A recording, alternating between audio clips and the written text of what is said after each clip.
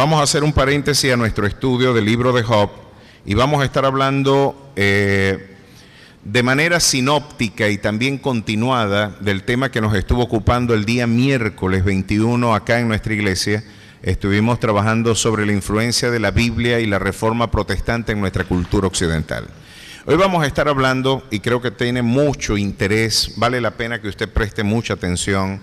Particularmente este es un tema de meridiano y de nuclear interés para mi labor ministerial, para el esfuerzo que yo adelanto en términos ministeriales, porque después de todo, esto me permite hacerlo más como un aula de clase. Hoy yo quiero presentar esto más como una conferencia que como una predicación a la que ustedes están acostumbrados. Yo hoy quiero compartir con ustedes esta serie de reflexiones sobre evidencias históricas, sociológicas, culturales, de la influencia que ha tenido la Biblia y la reforma protestante en nuestra cultura occidental. De alguna manera, muchos de ustedes afrontando una crisis que ya es una crisis generalizada, ¿verdad? Es una crisis que hoy, bueno, permitió en nuestra experiencia latinoamericana poder vivir tiempos de profundo quebranto, particularmente en Venezuela. Hemos tenido por lo menos una diáspora de algunas 5 o 6 millones de personas en este momento en el extranjero. Nos encontramos ante quizás la movilización migratoria más importante que en este siglo se ha emprendido. Estamos ante un fenómeno sociológico, cultural, que para autores como el doctor César Vidal Manzanares, autores como Mico Lucas, de alguna manera ya esto es una agenda que desde el año 74 con el informe de Kissinger, ¿verdad?, se está adelantando para las naciones. Entre otras cosas, la preocupación del crecimiento demográfico de los pueblos del tercer mundo ha sido una preocupación de los grandes centros hegemónicos del poder. La preocupación particularmente por Brasil y por Colombia, que podrían ser desde esta perspectiva del informe de Kissinger, un informe desclasificado de la inteligencia americana, en donde se decía que, bueno, tenemos que detener el crecimiento de la población del tercer mundo y quizás los métodos anticonceptivos, el aborto y algunas campañas anticonceptivas van a servir como una forma de retener y de contener el desarrollo demográfico de los pueblos del tercer mundo. Particularmente en ese informe, Brasil y Colombia eran dos problemas.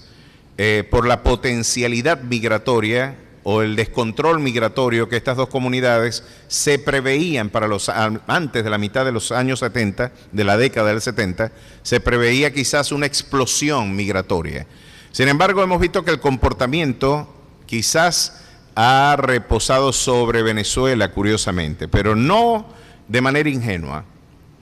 El proyecto globalista del que yo les he venido hablando, desde el año 2019 he venido advirtiendo y creo que me quedé corto con algunas de las cosas que ya ustedes han podido advertir, tanto en medios de comunicación como en distintas instancias, ¿verdad?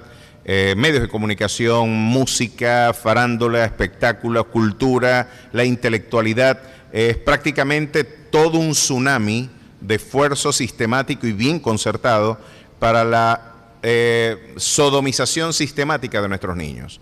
Pero esta campaña no solamente se concentra en los aspectos del movimiento LGBTI, sino también en las campañas abortistas, en la eutanasia, en los criterios calentológicos del deterioro del clima como un instrumento para el control industrial del parque industrial de algunas de nuestras naciones y, por supuesto, las campañas migratorias como un elemento para desdibujar las identidades nacionales, ya que el esfuerzo es crear un gobierno universal, un gobierno global que esté bajo la égida de un solo hombre y dejar a los estados como un cascarón burocrático que sencillamente sirva solamente para la implementación de las políticas que de manera global se impondrán a nuestras agendas, ¿verdad?, culturales. Así que las campañas migratorias vienen a ser un elemento para poner en tabula rasa gran parte de la identidad nacional de lo que en geopolítica nosotros podíamos interpretar, pues la nación es más allá que el espacio político y territorial. La nación habla de todo ese conjunto de el acervo de identidad cultural, lingüística, social, espiritual, que integra pues una comunidad política. De alguna manera, desdibujando esa identidad cultural a través de campañas migratorias, podemos poner en tabula rasa nuestro hemisferio. Siria fue el instrumento para poner en tabula rasa gran parte de la experiencia del sur de Europa, y gran parte del norte de Europa hoy también se ve comprometido, y Venezuela hoy está pagando una cuota elevadísima en términos también de un costo social, político y cultural interesante. Más allá de estas implicaciones, sabemos y entendemos por la literatura bíblica de que vienen tiempos donde vendrá un líder totalitario. La Escritura nos habla claramente del anticristo.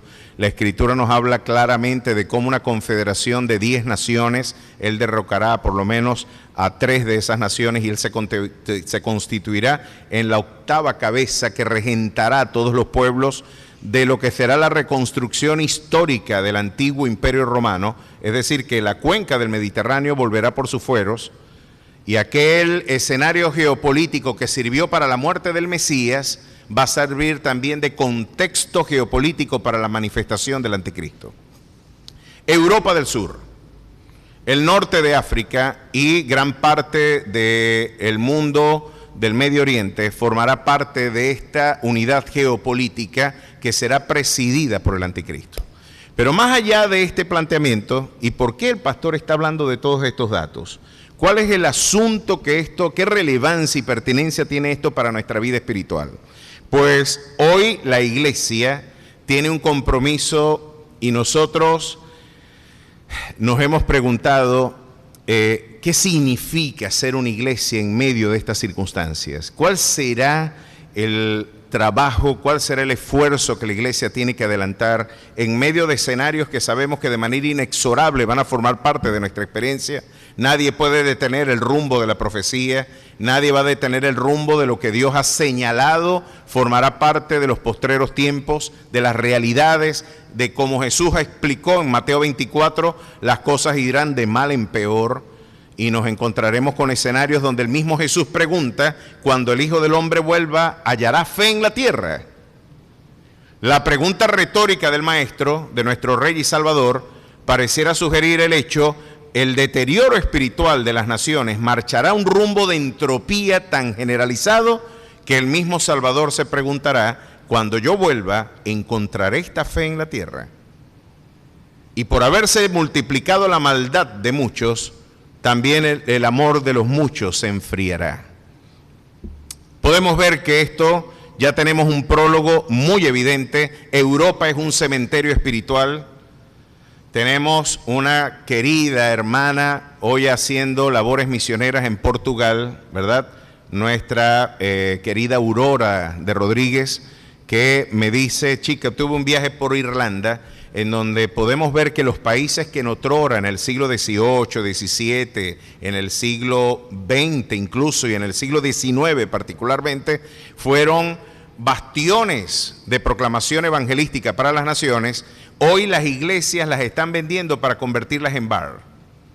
Y me dice Aurora que en una iglesia en Irlanda está una iglesia que se llama Church Bar. Es decir, dejaron hasta el púlpito, la cruz y todo, y en el mismo púlpito está el bar. Es decir, imagínense, Dios nos guarde dentro de unos 50, 100 años de nuestra próxima generación, no cultivar la fe, no proclamar el evangelio, no adelantar las verdades y la comisión que Dios nos delegó, pues esta iglesia que un día pudo albergar a una iglesia que tenía vocación de adoración, puede ser el inmueble de un recinto para entregarse a los bacanales de este siglo. ¿Puede usted imaginarse eso? Pues tristemente está pasando en Europa. Y hablar de Dios es una mala palabra en Francia, en la Francia de Jean-Paul Sartre, en la Francia de Jacques Derrida, en la Francia postestructuralista. Hoy nos encontramos ante una debacle cultural que va a permitir que en menos de una década ese cristianismo que ha sido desdibujado y que le aportó identidad, libertad y democracia al viejo continente, hoy vemos cómo ya incluso los propios líderes del mundo islámico afirman el vientre de nuestras mujeres van a conquistar nuevamente a Europa. Y ellos dicen nuevamente, porque ustedes recordarán que el mundo islámico tuvo una ocupación de 8 siglos en la península ibérica, que si no es por Isabel y Fernando, ¿verdad?, de Aragón, coincide con el descubrimiento de América. Esto es algo que el historiador Enrique Dussel nos demuestra. Las riquezas de América financiaron el haber execrado al imperio islámico del viejo continente. De no haber descubierto América, España, quizás Europa hoy fuera islámica. Y si Europa hubiera sido islámica, ¿qué hubiera sucedido con nuestra cultura también occidental? Ahora, yo estoy haciendo este repaso y quizás usted dirá, bueno, se puso muy académico el pastor, pero ya ustedes van a entender por qué yo tengo que ser académico y por qué usted también lo va a tener que ser. Vamos a tener que explorar estas verdades y hoy quiero hablar de qué significa, cuál fue la influencia que la Biblia tuvo en nuestra cultura. Y usted se pregunta, ¿por qué nosotros queremos emigrar a los países donde la reforma protestante se constituyó en la norma cultural? Y permítame, porque tenemos que hablar con honestidad y con evidencias históricas muy claras. En este momento se ponen muros para contener la migración, o por lo menos fue lo que la política de la gestión anterior de los Estados Unidos adelantó. Hay que poner un muro porque tenemos que contener la ola migratoria que viene del sur hacia el norte. Nunca se pone un muro para impedir que los americanos se vayan para debajo del Río Grande. ¿Por qué hay que poner un muro para que la gente no pase para allá? ¿Y por qué no hay que poner un muro en México para que ellos no pasen para acá? ¿Por qué las balsas van de Cuba para Florida y no de Florida para La Habana? ¿Por qué hay una diferencia sustancial entre la Europa del Sur y la próspera Europa del Norte del mundo escandinavo, Alemania, Holanda, aún los Países Bajos y Bélgica? ¿Por qué hay una diferencia sustancial entre esas dos comunidades? ¿Por qué del Río Grande hacia abajo y del Río Grande hacia arriba tenemos diferencias? Muchas han sido las respuestas históricas. Y una de ellas tiene que ver con la teoría de la dependencia. El tema es que nosotros somos pobres porque ellos son ricos y nos han oprimido. Esta es la respuesta que particularmente yo les recomiendo a los que les interesa este debate, que lean, por ejemplo, el libro de Carlos Rangel, El Tercermundismo, y el monumental libro del Buen Salvaje, el Buen Revolucionario, de Carlos Rangel, un libro que tiene que ser un libro leído con obligación para todo estudiante de ciencias sociales en nuestro continente. Pienso que ahí se nos adelanta, y gran parte del panfleto de las Venas Abiertas de América de Eduardo Galeano es refutado abiertamente, y por eso es que este libro ha sido censurado en gran parte de la academia hispanoamericana. A mí me resulta interesante saber por qué censuran a alguien, por qué no hay lugar para que él participe con su voz. Lo cierto es que yo creo que silenció y nos demostró cosas que hoy vamos a tratar de evidenciar. Vamos a ver si podemos ver acá. Vamos a acercarnos y vamos a explorar esto. ¿Por qué entonces esos pueblos tienen una particularidad distinta? ¿Por qué hay democracias donde no hay golpes de Estado, donde pueden convivir? La democracia es una palabra que hasta el día de hoy, hasta los regímenes totalitarios quieren suscribirla. El gobierno iraní, por ejemplo, el gobierno de los ayatolás y el gobierno islámico de Irán afirma que es democrático. Sin embargo, son los ayatolás los que eligen quiénes van a ser elegidos. Y ellos eligen, mira, no vas a elegir a cualquiera, eliges al que yo ya elegí. Y de alguna manera uno podría preguntarse si en esa comunidad de presuntas libertades democráticas la condición de la mujer se encuentra en un lugar de dignificación, o es que se puede hacer un atropello en nombre del Islam a la dignidad femenina. ¿Qué sucede particularmente con nuestra cultura cuando la Biblia se constituye en la norma de fe del pueblo que la abraza? Mi pregunta es esta: ¿qué impronta estamos dejando nosotros en el mundo? ¿Se imaginan ustedes a esta sociedad sin nosotros? ¿Sería igual o en realidad nosotros somos sal y somos luz? Si la iglesia no estuviera, ¿la iglesia está haciendo algún aporte que pueda modificar realidades culturales? Nuestra perspectiva de la fe tiene implicaciones sociales, éticas, tiene implicaciones aún políticas, en el ámbito de la praxis social, ¿será que nuestra fe tiene alguna relevancia para este orden de ideas o es que la iglesia no tiene nada que ver con este tipo de temas? La respuesta tradicional es que la iglesia no tiene la iglesia no tiene nada que ver con este tema, pastor. Y de hecho estuve en un chat de pastores en donde en una ocasión, después de estar en un programa en Brújula Internacional, un pastor decía, oye, pero el pastor Isaiah pudo hablar de economía, de geopolítica y habló de varias cosas. ¿Será que un pastor puede hablar así? Y otro pastor le dijo, no, ese hombre está en la carne.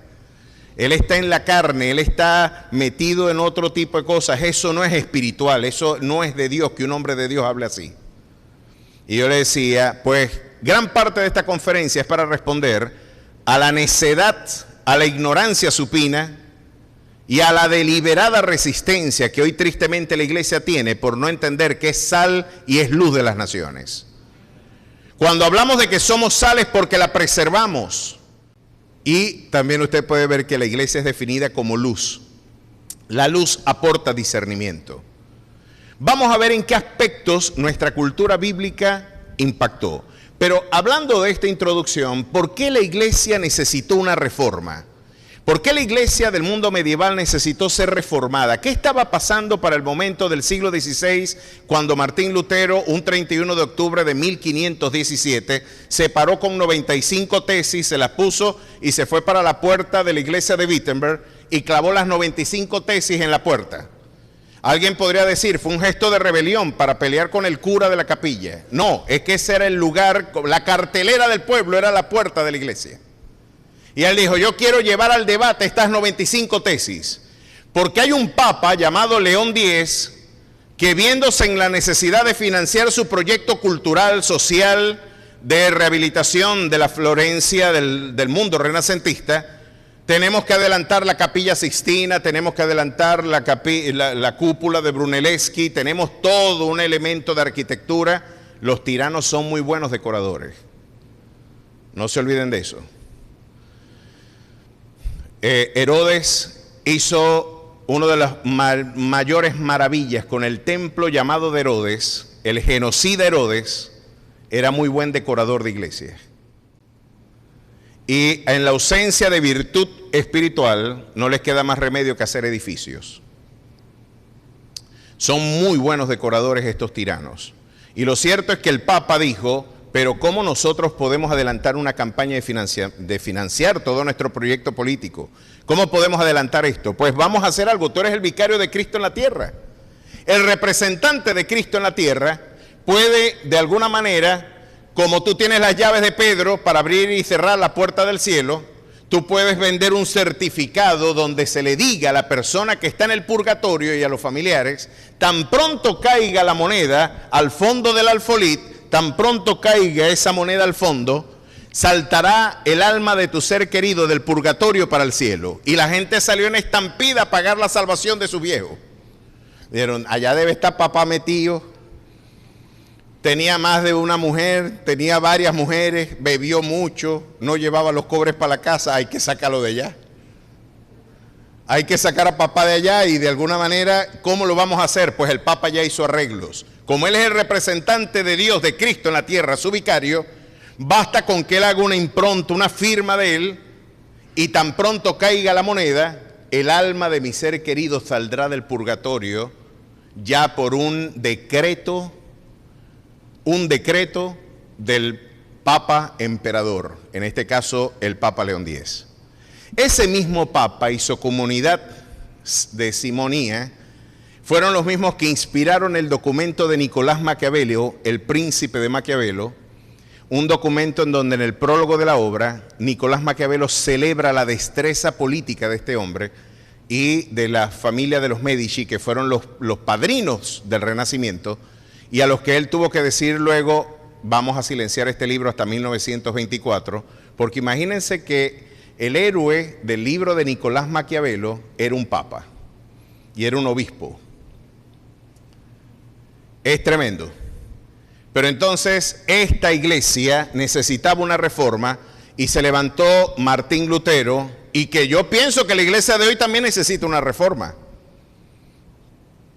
Porque una iglesia que vende un milagro al costo de una ofrenda Y entiéndame bien, claro que Dios bendice al dador alegre. Claro que Dios bendice la mano del diligente, del hombre que es generoso.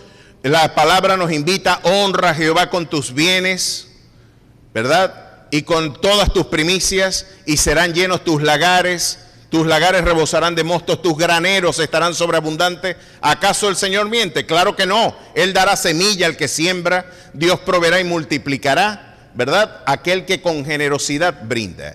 Pero es muy diferente decir eso a decirle a la iglesia: tan pronto usted venga acá y haga un pacto económico con el canal Enlace, por ejemplo, y uno de sus líderes, Cash Luna, le diga: hermano, si usted quiere las bendiciones del Salmo 91, traiga $91. Y tan pronto caiga la moneda al fondo del alfolí, usted va a ser sano también.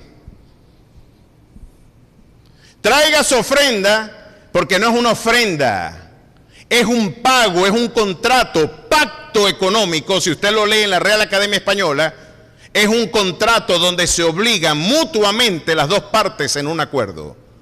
El tema que es lesiva a la doctrina y a la teología bíblica es que usted afirme que su dinero compromete a Dios. El Dios de la Biblia no está comprometido con el dinero nuestro. Él es el Rey de Reyes y Señor de Señores. Él es el Alfa y Él es la Omega. Él es el Rey soberano de la historia. Él es el que abre y nadie cierra, y el que cierra y nadie abre, y nadie tiene que decirle qué haces. Así que Dios puede, claro, que bendecir al alma generosa. Pero aquel que piensa que va a comprar a Dios con dinero, las palabras son estas.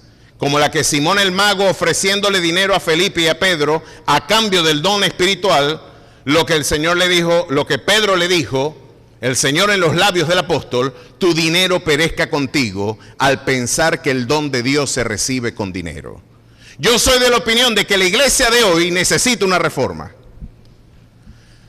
Porque estamos exactamente en el mismo estatus de simonía que estuvo la iglesia medieval y renacentista. Una iglesia que mercantiliza con la esperanza. Una iglesia que vendió al mejor postor la esperanza y la garantía: hermano, usted coma y beba gratuitamente del agua de la salvación. Venid a mí todos los que estáis trabajados y cargados, que yo os haré descansar. Es lo que nos mandó a decir el Señor. Y el justo por la fe vivirá. A su nombre sea la gloria. ¿Cuántos así lo creen? Muy bien. Mire esto. Pasemos a la siguiente. Pues tenemos entonces la necesidad o no de una reforma. Eso fue lo que pasó en la Europa medieval, donde ¿qué estaba pasando para este momento? Miren, esta concepción de la iglesia mercantilista, la simonía. ¿Saben que casualmente para este mismo tiempo surgió una peste? Por lo menos hubieron 3 oleadas de una peste, la peste negra, conocida en Europa, que imagínense que menguó a 2/3 de la población europea. ¿Puede usted imaginarse 2/3 de la población muertas? Que de 10, 6 por lo menos se murieron. Quedó nada más 1/3 de la población. Pero es que estaban metidos, como la gente no estaba leyendo la Biblia, se le metió a la gente a la idea de que los gatos eran del diablo. Y había que matar a los gatos, porque los gatos eran un instrumento de Satanás. Y la Inquisición, en su ignorancia espiritual, dijeron: tenemos que matar a los gatos, y si es negro, más todavía. Y se hizo una campaña de cacería de gatos y de brujas, de perseguir y de quemar al que leyera la Biblia, entre otras cosas. Y la religión malentendida es la cosa más opresiva que usted puede conocer, mi querido hermano.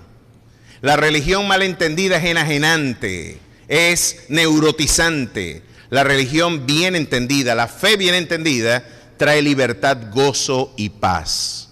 Pero mal entendida lo pone usted a matar gatos.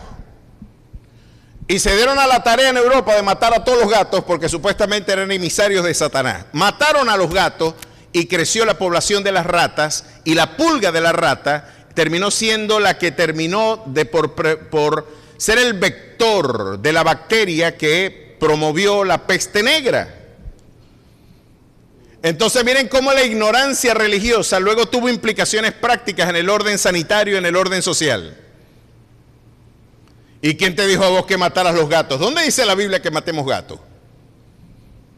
Hicieron una tarea, una campaña de persecución de los gatos y curiosamente, además de las brujas, que eran los otros emisarios, pues miren lo que sucedió con Europa y esto fue lo que pasó. Así que la fe tiene implicaciones culturales y una de ellas tiene que ver con la visión del trabajo que nosotros particularmente predicamos. Fíjense algo interesante. En la Europa y en la América católica contrarreformada, el trabajo era interpretado como una maldición. Y saben que cuando usted explora, por ejemplo, el juicio que se le hizo a Cristóbal Colón, y cuando a Colón lo capturan, porque saben que Colón, por supuesto, fue un superhéroe, descubrió el Nuevo Mundo, él dijo, no, le podemos dar la vuelta al mundo y les voy a demostrar que el mundo es redondo, que cuando demos aquí vamos a llegar a las Indias. Y en lugar de tener que meternos por todo el occidente de África, llegar al sur, ¿verdad?, del África y hacer toda esa ruta para llegar al Océano Índico, no, nosotros vamos a irnos por el Atlántico y vamos a darle la vuelta a la Tierra y nos vamos a conseguir con la India. Por eso él pensó que estaba en las Indias y por eso llamaron indios a los que vivían en nuestro continente.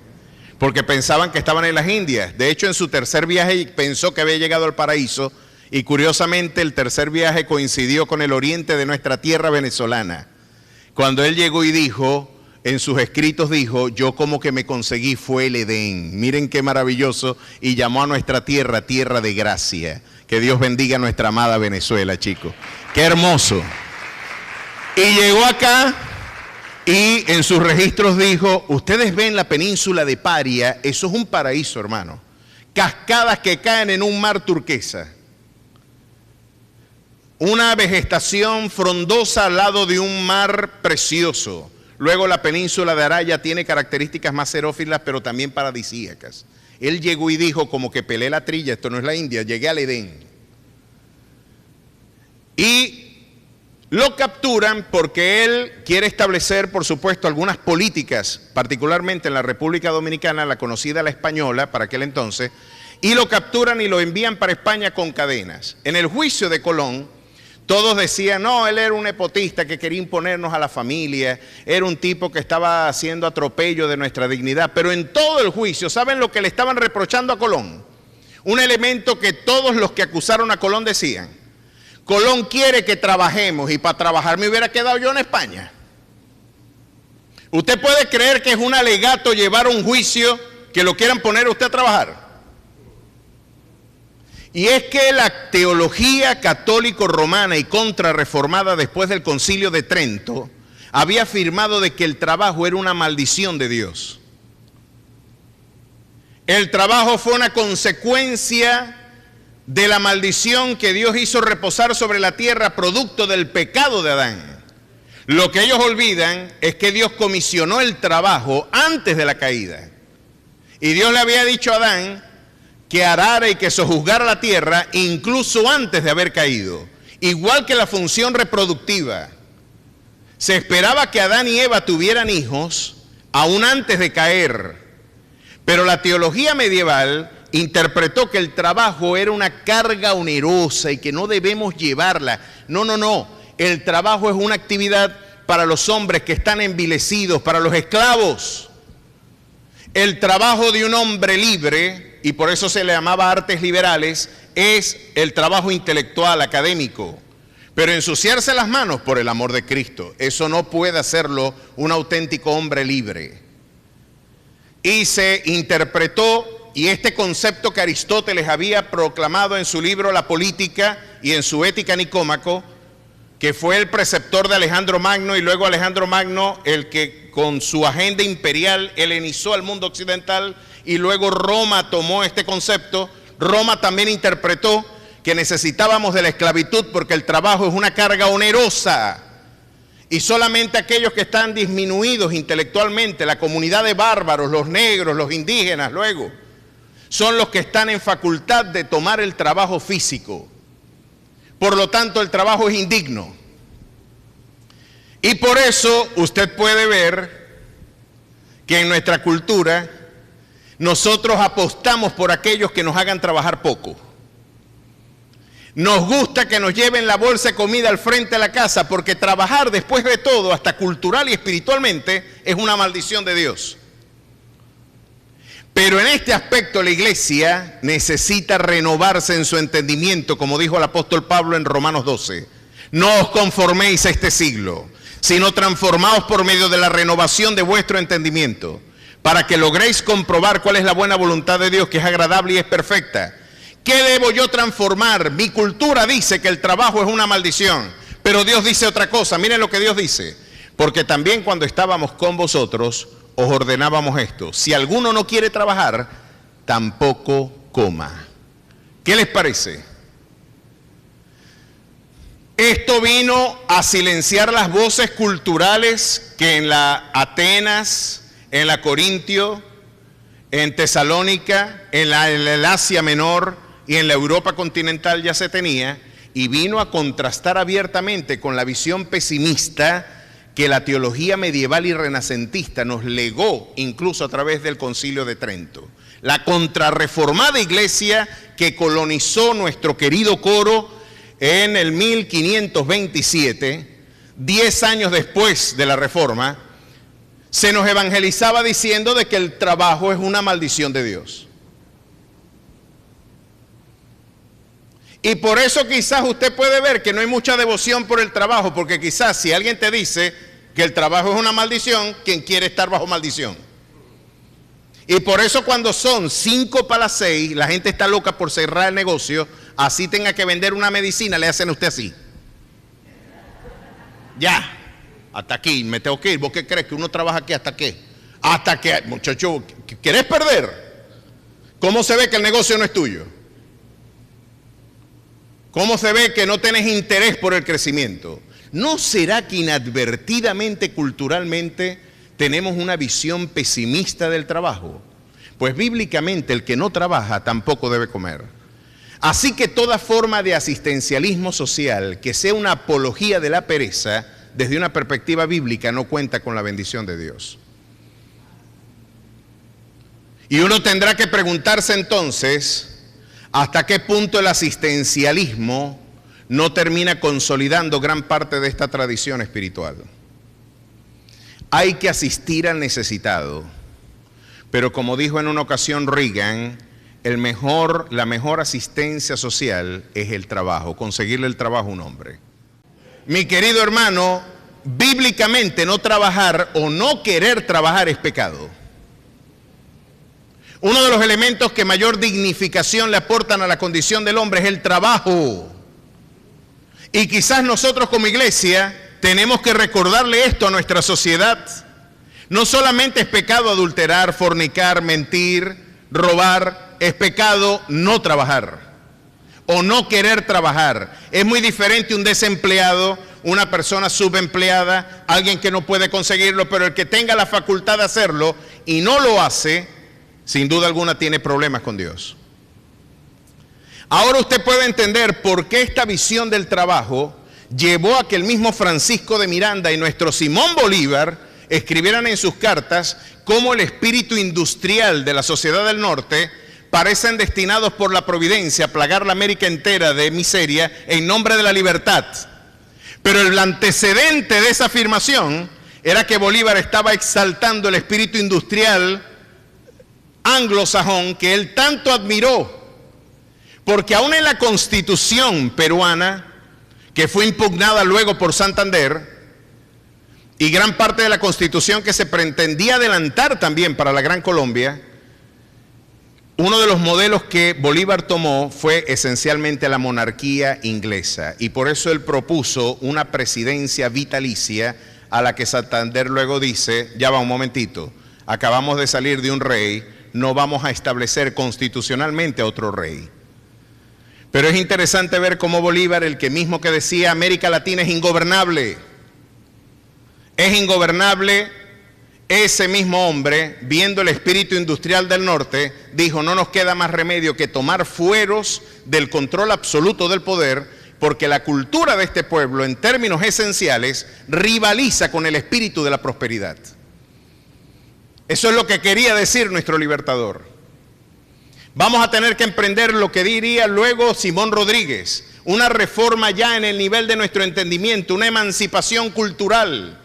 Pero esa auténtica emancipación no viene por proyectos educativos. Esa emancipación viene cuando la luz del Evangelio resplandece las naciones. Y un pueblo puede decir, bienaventurada es la nación cuyo Dios es Jehová. Cuando la palabra de Dios se constituye en lámpara a nuestros pies, lumbrera a nuestro camino, y podemos decirle a nuestro muchacho, chico, tienes que trabajar porque es un elemento que dignifica y en el que Dios se compromete en bendecirte.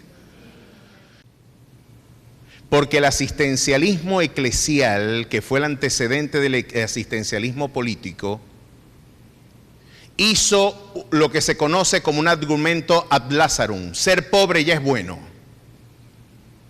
Si tú eres pobre ya eres bueno. Y en un litigio entre un pobre y un rico, no importa que el rico tenga la razón, hay que fallar por el pobre. Ese argumento ad lazarum es una de las implicaciones de esta visión. Y fue lo que dijo Renio Tolina en una ocasión, cuando debatiendo sobre políticas de organización del Estado, él decía, y una deco le decía, tú te opones a que los motorizados en Caracas, que son gente pobre, puedan tener su transporte. No, ¿quién te dijo a ti que por pobre tú puedes violentar la ley? ¿Quién te dijo a ti que por pobre tú te puedes brincar una acera, métete en el hombrillo, no cumplir las normas? ¿O es que ser pobre me faculta a mí para no cumplir leyes? ¿O es que pobrecito él, como es pobre, yo voy a permitir que delinca? Y por eso existen pecados veniales en nuestra cultura, los dos pecados que no te van a llevar a la condenación, porque en el aparato litúrgico contrarreformado, si a ti te cae agua bendita, esos pecados veniales supuestamente son perdonados. Esos dos pecados son el hurto y la mentira. Qué casualidad que yo puedo resolver un hurto echándome un bañito de agua bendita y puedo resolver una mentira echándome otro charquito de agua de esto. Pues la Biblia dice algo distinto. La Biblia dice que los ladrones y los mentirosos no heredarán el reino de los cielos. Tiene implicaciones eternas. Y claro que una comunidad a la que la formaron diciendo que trabajar era una maldición, que ser pobre ya lo glorificaba, pues robar y mentir para conseguir dinero es el siguiente paso.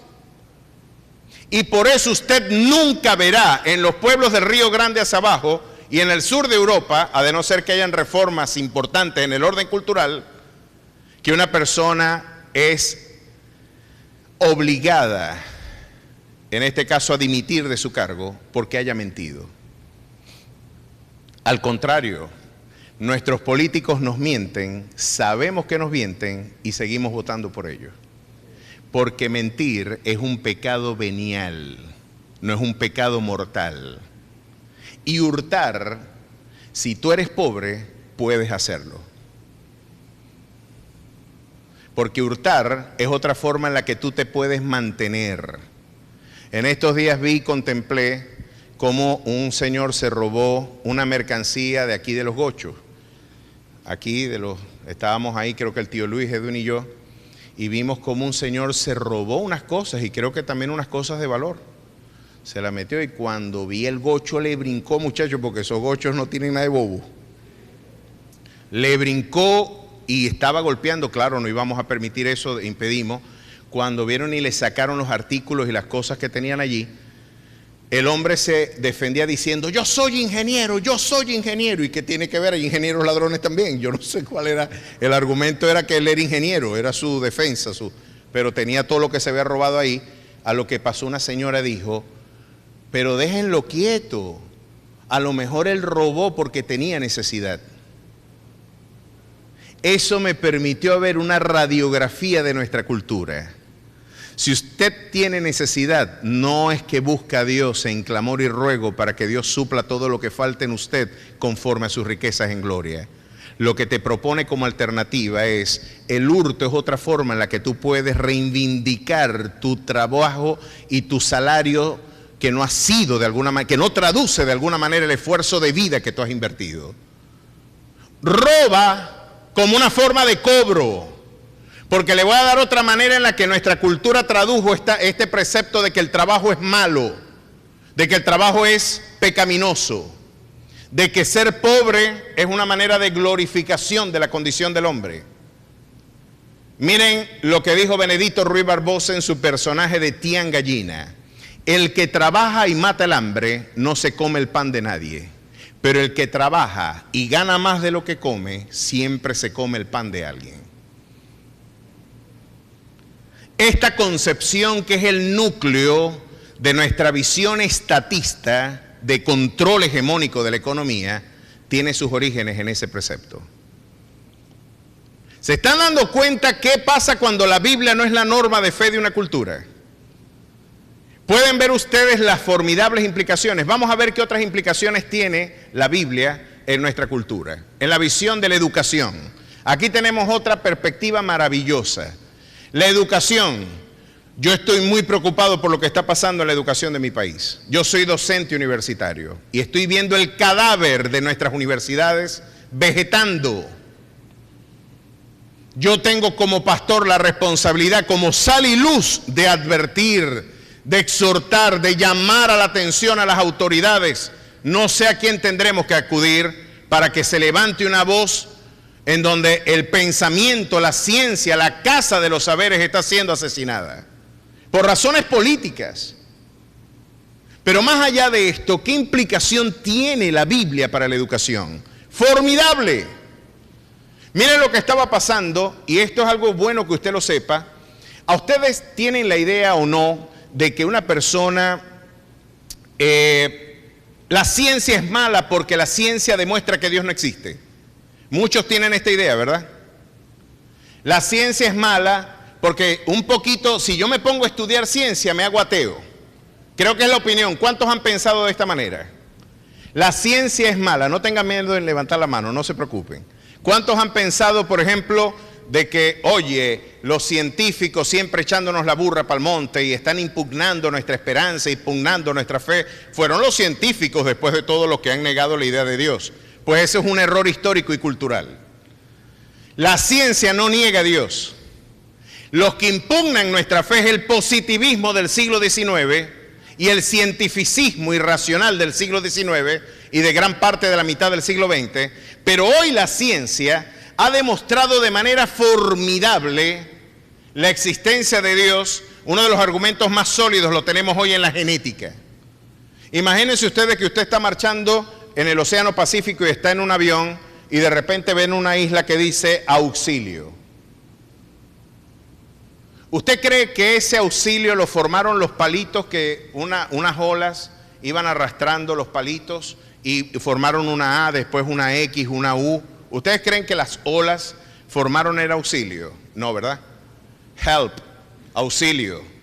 Usted dice, allá hay un código, hay una gramática, hay leyes de formación y leyes de transformación, hay leyes de representación, que es la semántica, hay gramática, hay pragmática y hay semántica en esa expresión. Hay una racionalidad detrás de esa palabra.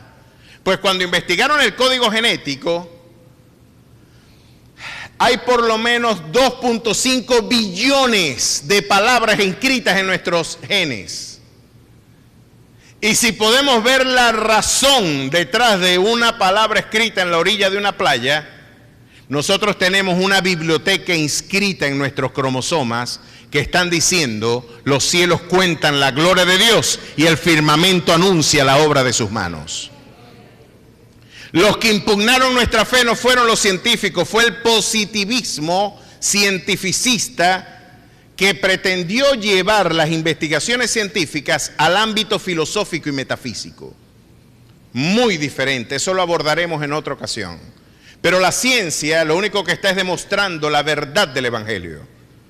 Ahora, ¿qué hizo el Evangelio y la Biblia por la cultura y la educación? Saben que para el siglo XVII, mediados del siglo XVII, una embarcación buscando nuevos horizontes de libertad cultural y religiosa, el Mayflower, marchó de las costas de Holanda después de haber salido como criminales de la Gran Bretaña perseguidos, entre otras cosas, por gran parte del totalitarismo religioso anglicano, sale una comunidad de peregrinos puritanos que llegaron primero a Holanda y de allí partieron en plena época de huracanes. Más o menos en esta fecha empieza la época de los huracanes para el Atlántico. Octubre es el mes campeón. Imagínese usted salir en una embarcación de madera por el Atlántico Norte. El 80% de los hombres que iban en ese barco sabían leer y escribir. El 70% de las mujeres también. El 100% de la comunidad cuáquera, que era una comunidad también de religiosos, usted ha visto la avena Quaker. Ese Quaker es un cuáquero, es un representante reformado, pacifista, una de las grandes comunidades que fundó los Estados Unidos. Bueno, los cuáqueros, el de la foto de la avena Quaker, el 100% de ellos sabían leer y escribir. Esto para la mitad del siglo XVII. Mientras que en nuestra Venezuela del siglo XIX y la América Latina hispánica y en la misma España, no llegaban al 10% de la población las personas que sabían leer y escribir. ¿Sabe por qué? Porque en el catolicismo usted puede ser analfabeto y ser un santo. San Martín de Porras, ustedes han visto el que tiene la escobita. Bueno, él fue un santo que fue glorificado al panteón católico porque debe ser que barría de manera muy santa en el convento allá en Lima. Y barría San Martín de Porras, barría y es una persona, era analfabeto y podía ser analfabeto y ser un santo. No es que lo recomendaba el catolicismo, pero claro que lo podía hacer. Y no por no saber leer Dios te está discriminando, no. Pero miren lo interesante de la fe cristiana. Para un judío y para un reformado era absolutamente necesario saber leer. Porque yo no puedo dejar, cuando tú dijiste que la reforma está fundada en la Biblia, tú estás diciendo que la única norma de fe y de conducta es la palabra de Dios. Tus decisiones personales, tus decisiones familiares, tu manera de vivir, todo lo que ordena tu vida está aquí. Y tú no lo puedes dejar a que un tipo en un púlpito una vez cada 7 días te diga cómo es la cosa. Tú tienes que empezar a escudriñar las Escrituras y tener la condición de los de Berea, que eran más nobles que los de Tesalónica, que recibieron con toda solicitud la predicación del apóstol Pablo, pero escudriñaban diariamente para ver si lo que decía el iluminado apóstol Pablo se correspondía con las Escrituras. ¿Será que la Biblia dice eso? Pero ¿cómo puede pasar eso? Eso pasa y la gente dice, para yo poder leer la Biblia tengo que aprender a leer. Y por eso los pueblos que abrazaron la Biblia tuvieron que aprender a leer a juro. Porque ya era un tema de fe, de esperanza, de entender y de conocer el fundamento de su esperanza. No puedo delegar esa función en nadie más. Y esos pueblos y esas comunidades que aprendieron a leer y a escribir, fundaron las universidades de mayor prestigio del día de hoy. Yale, Princeton, Harvard, aún las experiencias más sublimes, aún en Londres, Oxford, ya en la Edad Media, principios del Renacimiento, nos encontramos que esas instituciones fueron fundadas por hombres que habían entendido que lámpara es a mis pies tu palabra y lumbrera a mi camino. Así que una comunidad, mientras que en la España contrarreformada, Felipe II a mediados del siglo XVII decretaba un edicto de que los jóvenes no fueran a las universidades a contaminarse de las herejías de Newton y de la revolución científica. No, porque la letra mata, el espíritu es el que vivifica. ¿No ha escuchado usted eso? Ese ha sido el texto más maltratado de la literatura bíblica. Hasta el día de hoy ha sido la apología de la ignorancia que los evangélicos hemos empleado. Hemos creído que hay una forma de glorificación en la ignorancia cuando la Escritura dice que es bienaventurado el hombre que halla la inteligencia. Es bienaventurado el hombre que ama la ciencia. ¿No ha leído usted el libro de Proverbios? Que es un cántico de exaltación. El mismo nuestro Luis Alberto Machado dijo en la revolución de la inteligencia, el derecho a ser inteligente, Llegó a demostrar que la inteligencia es una facultad adquirida. Te puedes hacer más inteligente, es lo que la Biblia enseña. Puedes hacerte más inteligente. Y Luis Alberto Machado decía, si nos podemos hacer más inteligentes, entonces esto es un proyecto de Estado. Tenemos que hacer más inteligente a nuestra nación. Tenemos que adelantar. Y nuestro resentimiento histórico, no, ellos son más inteligentes, son mejores que nosotros, se llevan las olimpiadas completas, tienen las mejores universidades. Nuestro resentimiento cruje los dientes, pero no nos estamos dando cuenta que el origen del esplendor de ellos es que ellos utilizaron la palabra como lámpara a sus pies y lumbrera a su camino. Te puedes hacer más inteligente y eso la ciencia lo ha demostrado también. La racionalidad es un fenómeno eminentemente lingüístico. Ludwig Wittgenstein, en su libro El Tractatus Lógico-Filosófico, nos dijo esto: los límites de mi mundo son los límites de mi lenguaje. El lenguaje y la razón son dos fenómenos enhebrados, intrincados entre ellos. Tú hablas y tú piensas como tú hablas. ¿Y qué pasa con un pueblo que aprende a leer la Biblia? Pues va a tener que encontrarse con 18,000 palabras en lengua castellana, en contraste con, ¿saben cuántas palabras hablan nuestros jóvenes bachilleres? Esto es un fenómeno que en sociología del lenguaje se conoce como microlingüismo o minilingüismo. Nuestros jóvenes hablan 300 palabras solamente y 200 son groserías. Esa es la comunidad de jóvenes que le das 4 hojitas para que estudien. Profesor, ¿usted cómo que cree que esta es la única materia que yo veo? ¿Usted cómo que cree que uno no hace otra cosa? Pero este Calembe guía 4 hojitas, no, eso no se aguanta. Y baja el nivel. No uses esas palabrotas. Te vas a quedar bruto toda la vida. Mientras que un pueblo estaba leyendo, adquiriendo códigos lingüísticos, ampliando el horizonte de su razón, estaban quemando personas en Hispanoamérica por leer la Biblia. Nuestra Biblia, Reina Valera, la reina de las traducciones, y en esto comparto con mi hermano Evis Carballosa, el monumental expositor español. Cipriano de Valera fue quemado en una hoguera producto de haber hecho una revisión al trabajo de nuestro hermano Reina, ¿verdad? Al haber hecho la primera traducción de nuestra Biblia en 1569, el 26 de septiembre de 1569, en una imprenta editorial de Ginebra, él hace la primera edición castellana. Luego Cipriano de Valera, por eso usted la ve, Reina Valera, hace una revisión de esa traducción. Pero a este hombre sí lo mataron. Hasta el Vaticano II, en la primera mitad del siglo XX, el catolicismo imponía de que las misas se hicieran en latín.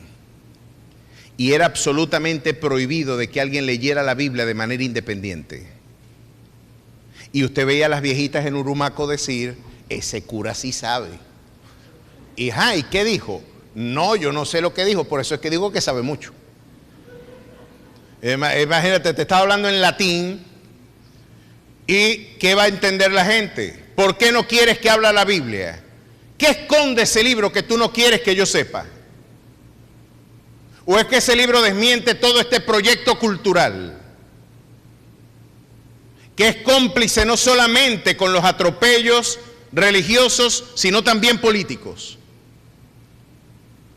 Con los fenómenos de opresión totalitaria.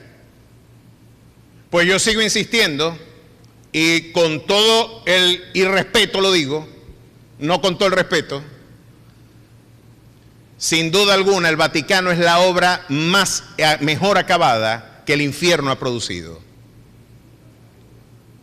Acaba el Papa de decir de que se tienen que formar leyes para la unión civil de parejas homosexuales.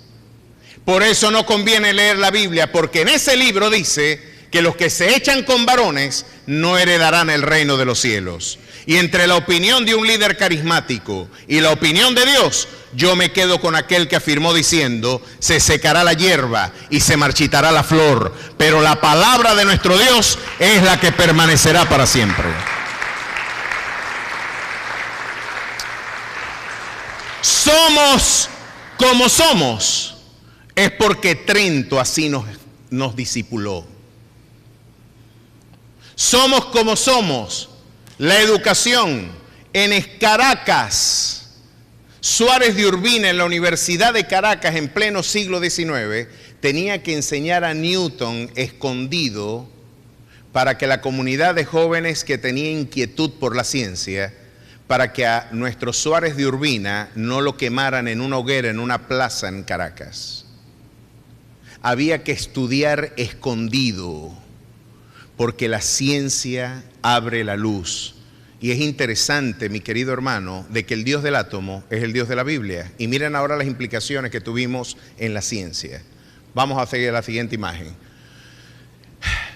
La ciencia. La ciencia solamente surgió, y escuche esto, el 86% de los premios Nobel de ciencia son personas que tienen un origen judeo-cristiano y particularmente reformado. El 64% son de origen reformado. Los premios Nobel de ciencia fueron hombres fervorosamente cristianos. Contrasta abiertamente con el prejuicio de que la ciencia y el ateísmo van de la mano. Pues nuestros premios Nobel, el 66% eran cristianos reformados y el otro 24% judíos.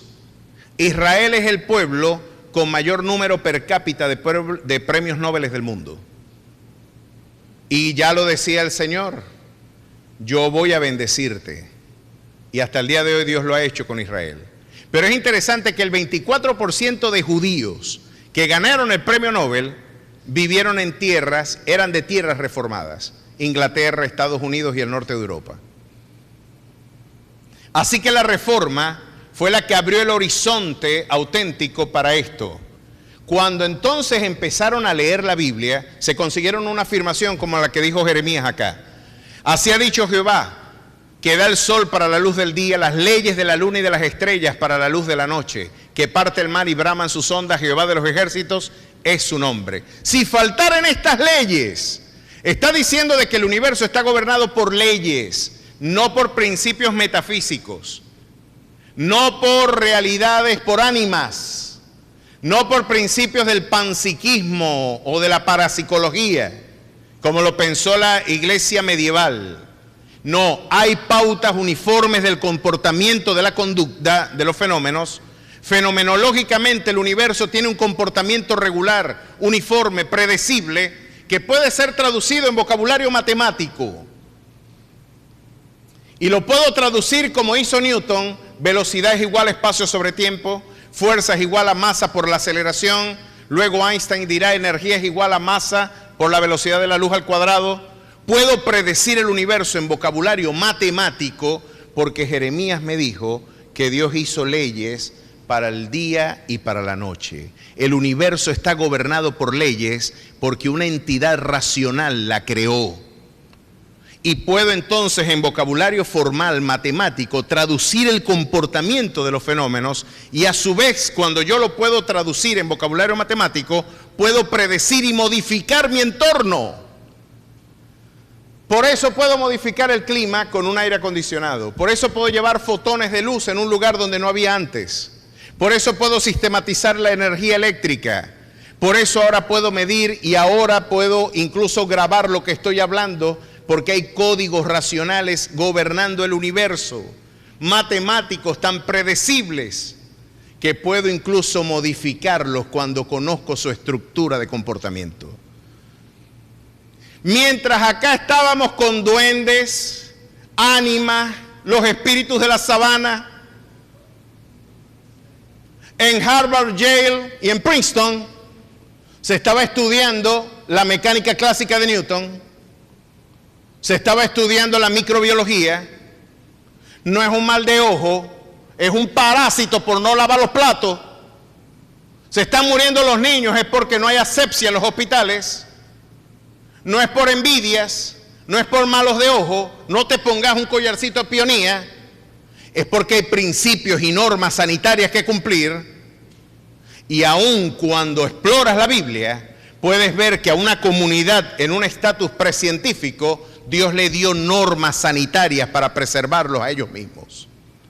Dios mandaba hasta enterrar las heces en la ley de Moisés. Mandaba lavarse las manos, no como un precepto religioso. Era un elemento sanitario que preservó al pueblo del pacto hasta el advenimiento del Mesías. Así que tenemos un Dios que nos ha demostrado que cuando abrimos la Biblia, nuestros pueblos también adquieren ciencia. ¿Cuántos dan gloria a su nombre? Miren qué maravilloso. Vamos a la siguiente. Vamos al siguiente. La primacía de la ley, y ponga aquí mucha atención. Dios bendito, aquí sí estamos mal nosotros. Aquí van a ver ustedes retratada la anatomía patológica de nuestras disfunciones políticas. ¿Por qué somos como gran parte de nuestras realidades? ¿Por qué estamos viviendo así? ¿Por qué tenemos aún pastores totalitarios? ¿Por qué nos fascinan los caudillos? ¿Por qué tenemos esa concepción del hombre providencial, el Redentor y Mesías? Saben que nuestros caudillos, Venezuela estuvo, después de la guerra, nos advertía ya Uslar, Pietri y gran parte de la historiografía venezolana. Yo le recomiendo a los jóvenes de esta iglesia y a los no tan jóvenes también, la lectura de nuestra historia. La historia de Venezuela es formidablemente maravillosa, extraordinaria. Miren, a nosotros nos honra en nuestra historia tener hombres monumentales. Bolívar y Miranda eran hombres fuera de serie. Rosio, miren, llegó en una ocasión el rey de España cuando perdió la batalla de Carabobo, increpar e interpelar a los líderes militares de aquel entonces y le dijo, ¿cómo una pandilla de campesinos pudo sacar a una de las principales potencias militares del mundo de las tierras de las tierras de las Indias? ¿Qué pasó allí? A lo que respondió el caudillo militar hispánico, mi rey, si usted me da un puñado de esos lanceros que están allá, yo le conquisto para usted toda Europa. Hay historias formidables. Y a nuestro país lo llamaban el centauro, era porque la destreza en el caballo era tan monumental que creían que era un centauro, que estaba pegado al caballo. Hay historias interesantes, interesantísimas. Por ejemplo, él antes de una batalla entraba en un shock, se caía del caballo y convulsionaba. Y cuando se paraba, dicen que era otra persona. Estaba endemoniado, digo yo. Pero esas historias están y lo llamaban el taita. Ese fue uno de nuestros primeros caudillos. Pero Venezuela pagó con 2/3 de la población suya el precio de la independencia nuestra, una provincia pobre, humilde, llevando gente hasta el sur de nuestro continente para promover libertades. Parece inverosímil, es una epopeya espectacular. Y nosotros, esa es nuestra estirpe. Pero más allá de nacionalismo, yo quiero despertar es el patriotismo. Nacionalismo es aquel que odia a las demás naciones para amar a la propia. Patriotismo es el que ama la suya por encima de las demás. Decía el general Le Goff, el célebre general francés que resistió la ocupación alemana. No quiero ser nacionalista, yo no tengo que aborrecer otras naciones, yo lo que tengo es que amar a la mía. El nacionalista odia a las demás para amar a la propia. El patriota ama la suya, ama a las demás, pero a la suya por encima de todas. Bueno, nuestra amada Venezuela, nuestra historia, pues tiene mucho que enseñarnos. Y nos deja bien en claro que después de la guerra de independencia, donde más de 2/3 de nuestra población murieron, tuvimos una serie de caudillos. Empezó con Páez, el más longevo de ellos, 42 años de gobierno, así sea fragmentadamente cuando usted lo suma, Fueron 42 años de gestión, él muere en París, pero es interesante ver que tuvo una gestión formidable, aprendió y se hizo un caballero, pareció un lord inglés después en la foto que ven retratado, se hizo un caballero, pero fue un caudillo. Luego vendría Guzmán, ¿verdad? Y nuestro Guzmán Blanco introdujo gran parte de los adelantos de la modernización cultural. Él estaba muy afrancesado y él tenía la idea de que él era una bendición para Venezuela. Él era el hombre ilustrado de este país, lo mismo que Castro. Y así ustedes ven una serie de caudillos donde llegaban aquí un tipo con 4 machetes y otro tipo, aquí el que manda soy yo. Aquí hubo un tipo que le puso una bandera de Venezuela a Aruba, se fue para Curazao y dijo, esto es de Venezuela, chico. Y venían atrás otros más con 4 machetes y un chopo. Y a que diga que no, y tenemos esa idea del caudillo, del hombre fuerte, nos seducen los hombres fuertes, ese hombre providencial. Rafael Arraiz Luca nos dice que quizás este es el antecedente de nuestras tradiciones islámicas, uno de los exudados que quedó de la penetración islámica al viejo continente. Esa visión providencial la tiene el Islam y nos la heredó en España a través de 8 siglos de ocupación. Yo creo que esa es la condición natural del hombre cuando no ha leído la Biblia. Crear caudillos. Pero cuando los puritanos llegaron allá, se dieron cuenta de algo y dijeron, yo no le puedo entregar el poder a un hombre de manera indefinida, porque nosotros cuando leímos la Biblia en Romanos capítulo 3, nos dice la Biblia que todos los hombres son pecadores. Por cuanto todos pecaron, todos están destituidos de la gloria de Dios. ¿Quiere usted leer eso? Acompáñeme al capítulo 3 de Romanos, por favor. Y ve aquí, antes que se me duerma, pero creo que mis amados hermanos, si usted presta atención, se va a dar cuenta de las implicaciones que usted le puede brindar a su país gracias a su fe. Romanos capítulo 3, miren lo que nos dice acá. No hay justo ni aun uno, verso 10. No hay quien entienda, no hay quien busque a Dios, todos se desviaron a una, se hicieron inútiles. No hay quien haga lo bueno, no hay ni siquiera uno. Sepulcro abierto es su garganta, con su lengua engañan, veneno de aspides hay debajo de los labios, su boca está llena de maldición y de amargura, sus pies se apresuran para derramar sangre, quebranto y desventura hay en sus caminos, y no conocieron caminos de paz, no hay temor de Dios delante de ellos. ¿Saben lo que está diciendo Pablo aquí? El hombre es malo por naturaleza. Y Simón Rodríguez, Andrés Bello, abrevaron de las fuentes de la Ilustración francesa, un libro que tuvo un impacto muy significativo a partir después del siglo XVIII y siglo XIX, fue sin duda alguna el Emilio de Rousseau.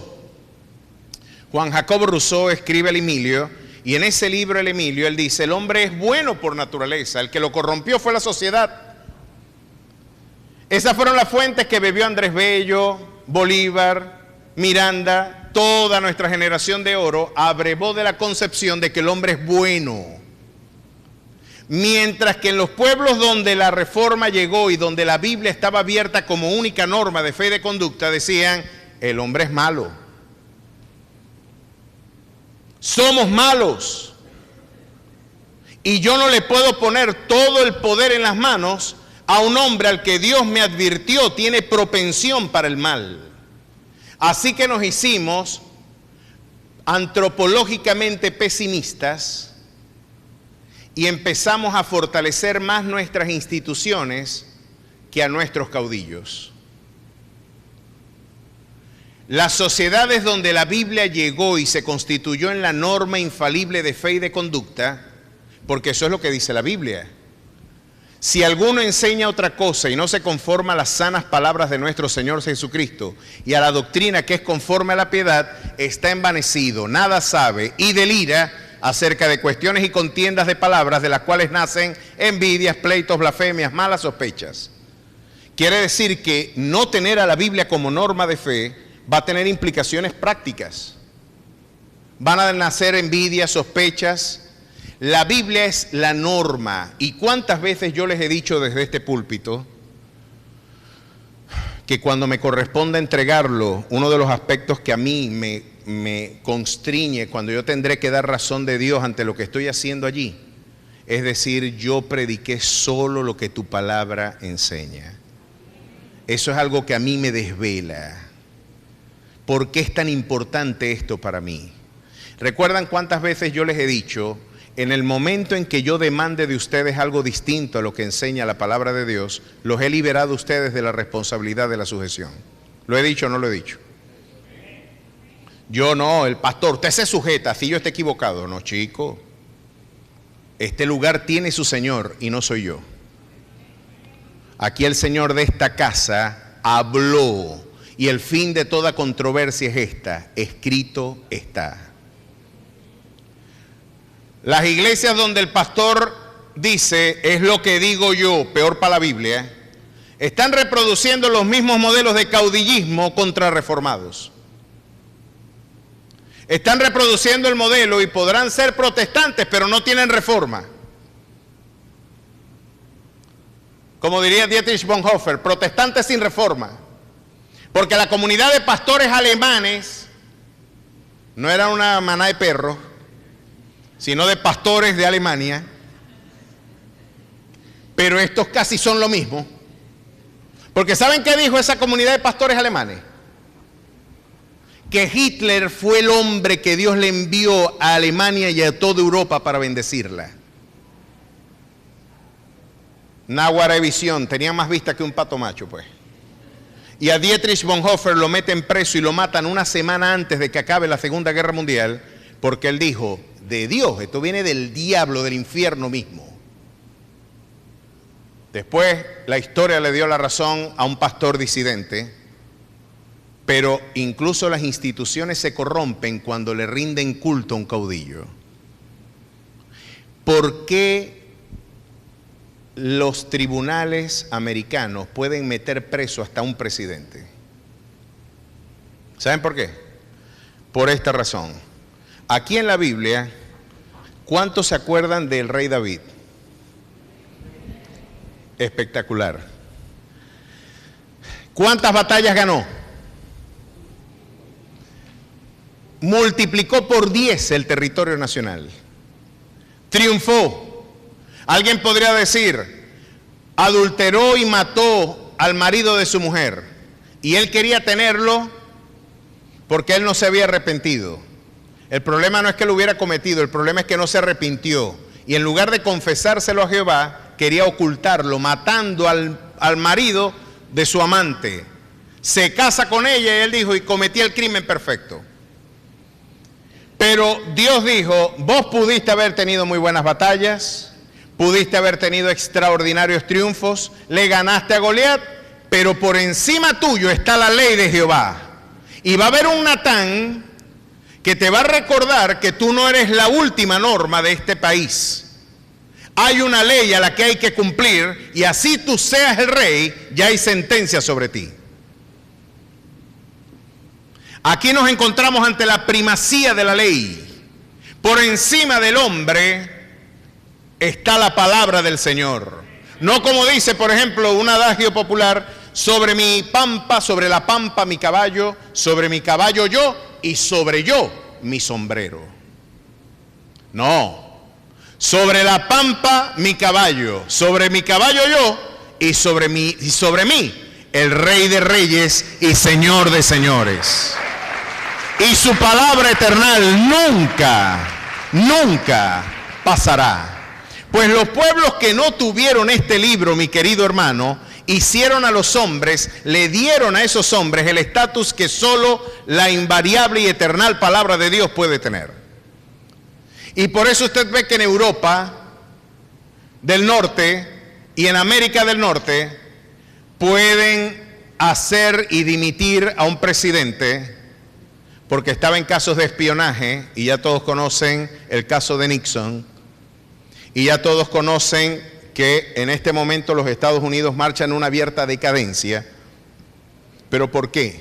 Porque le están dando la espalda a los principios fundadores de esa nación. ¿Saben lo que dijo en una ocasión George Washington?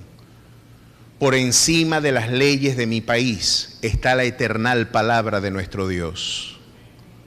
A Abraham Lincoln le dijeron: hemos visto muchas copias de la Biblia en tu biblioteca y no vemos una sola de tu Constitución.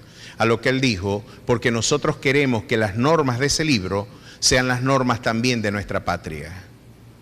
Así que cuando queremos buscar el horizonte ético y espiritual de nuestra nación, nosotros no consultamos con los filósofos ingleses, no consultamos con John Locke, que tuvo mucha influencia y que fue también teólogo.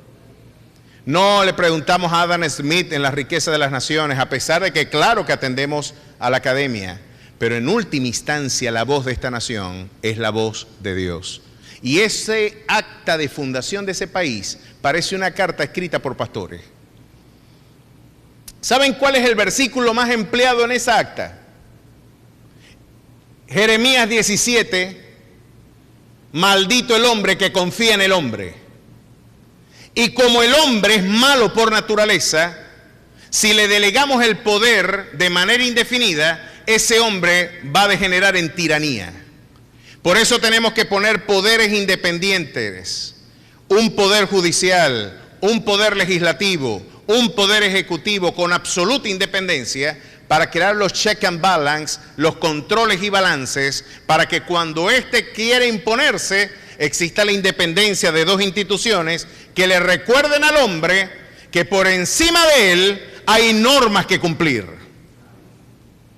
La república, la rex publicam, la cosa pública, tiene por última norma no al caudillo de poder de turno, es al imperio de la ley. Y cuando eso no sucede, miren lo que pasa. Por cuanto no se ejecuta luego sentencia sobre la mala obra, el corazón de los hijos de los hombres está en ellos dispuesto para hacer el mal. Cuando no se hace cumplir el imperio de la razón, sino que cada caudillo redacta una nueva constitución, un traje a su medida, tenemos un pueblo que se desenfrena al mal. Pero ¿cuáles son las normas que deben articular nuestra convivencia? Según Dios, las que Él impuso. Miren lo que Dios dice cuando la primacía de la ley no está. Primera de Samuel, capítulo 8, por favor. Miren lo que el Señor dice acá en Samuel. Ya vamos terminando, no se preocupe. Capítulo 8. El pueblo le pidió un rey a Samuel y dijeron: ya estamos hartos de este gobierno teocrático. Queremos un gobierno monárquico. Queremos que otro ocupe la función que tú ejerces como juez de la tierra. Necesitamos un rey. Aquí nos va a dar una clase de politología de cuáles son los riesgos de la hipertrofia del Estado, Samuel. Miren lo que va a pasar cuando ustedes constituyan a un caudillo que esté por encima de la ley de Jehová. Miren lo que va a pasar. Y refirió, verso 10, todas las palabras de Jehová al pueblo que le había pedido rey. Dijo pues: así hará el rey que reinará sobre vosotros. Tomará vuestros hijos y los pondrá en sus carros y en su gente de a caballo para que corran delante de su carro. Y nombrará para sí jefe de miles y jefe de 50, los pondrá a sí mismo a los que aren los campos y sieguen sus mieses y que hagan sus armas de guerra y los pertrechos de sus carros. Tomará también de vuestras hijas para que sean perfumadoras, cocineras y amasadoras.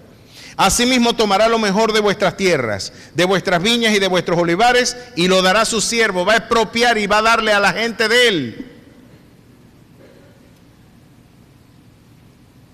La propiedad privada no importa cuando yo soy la norma. Pero este libro dice que aún en el milenio, cada quien se sentará debajo de su higuera. Hasta Dios reconoce el derecho a propiedad que yo tengo. Pero cuando un caudillo tú lo impongas por encima de mi ley, te va a quitar las tierras y se la va a dar a los que lo siguen. Palabra de Dios. Te alabamos, Señor, o te adoramos, Señor. Qué buen párroco hubiera sido yo. Tomará lo mejor de vuestras tierras, de vuestras viñas y de vuestros olivares y lo dará a sus siervos. Tomará vuestros siervos y vuestras siervas, vuestros mejores jóvenes y vuestros asnos, y con ellos hará sus obras. Te va a expropiar de tus medios de producción. Diezmará, esto habla de impuestos, también vuestros rebaños y seréis sus siervos. clamaréis aquel día a causa de vuestro rey que os habéis elegido, mas Jehová no os responderá en aquel día. Dura palabra. Cuando un pueblo, miren lo que esto traduce. Usted escuchó en la iglesia que la norma última de este lugar no soy yo, ¿verdad que sí? ¿Cuál es? Esta palabra.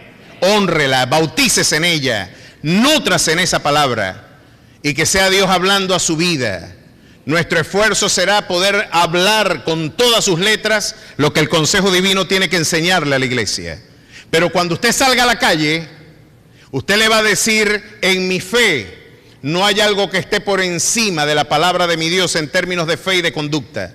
Pues en la sociedad, cuando a mí me corresponda gobernar, cuando yo tenga que administrar algún espacio de poder, tendré que decirle a la gente que también existe un imperio de la ley.